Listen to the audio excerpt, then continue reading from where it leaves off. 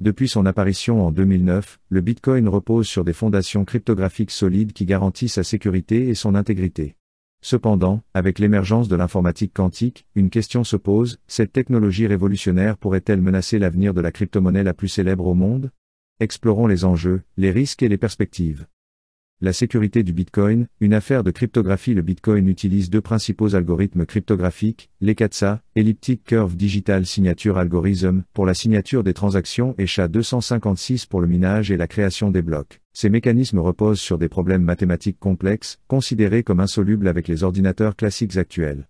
Par exemple, casser une clé privée à partir d'une clé publique ici ZA nécessiterait un temps astronomique, bien au-delà de la durée de vie de l'univers, avec la puissance de calcul traditionnelle.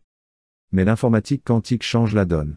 Grâce à des algorithmes comme celui de Shor, un ordinateur quantique suffisamment puissant pourrait résoudre ces problèmes en un temps polynomial, rendant vulnérables certains systèmes cryptographiques, dont l'ICIDZA. L'ordinateur quantique, une menace réelle?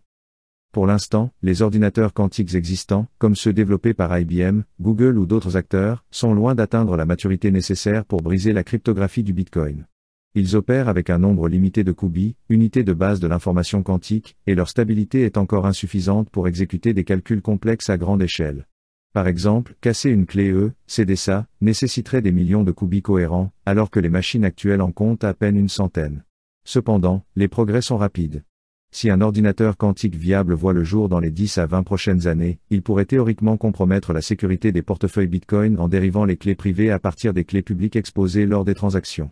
Cela ne mettrait pas fin au Bitcoin en tant que réseau, mais pourrait exposer des fonds mal protégés. Le minage et SHA-256, un moindre danger contrairement à l'ECDSA, l'algorithme SHA-256, utilisé dans le processus de minage, semble plus résistant aux attaques quantiques. L'algorithme de Grover, applicable ici, ne réduirait que quadratiquement le temps nécessaire pour résoudre les calculs, offrant un avantage limité aux mineurs quantiques. En pratique, cela ne bouleverserait pas fondamentalement l'équilibre du réseau, car le minage est déjà une course à la puissance de calcul. Bitcoin peut-il s'adapter? La bonne nouvelle, c'est que le Bitcoin n'est pas figé. Sa communauté de développeurs est consciente des risques posés par l'informatique quantique.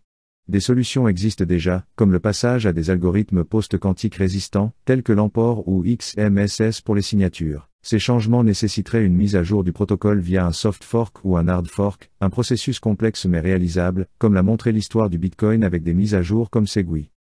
De plus, les utilisateurs peuvent protéger leurs fonds dès aujourd'hui en adoptant des pratiques simples, ne pas réutiliser les adresses Bitcoin, ce qui limite l'exposition des clés publiques, et utiliser des portefeuilles sécurisés. Une course contre la montre. Le véritable enjeu est temporel. Si un ordinateur quantique fonctionnel apparaît avant que le Bitcoin n'ait migré vers une cryptographie résistante, des attaques pourraient survenir.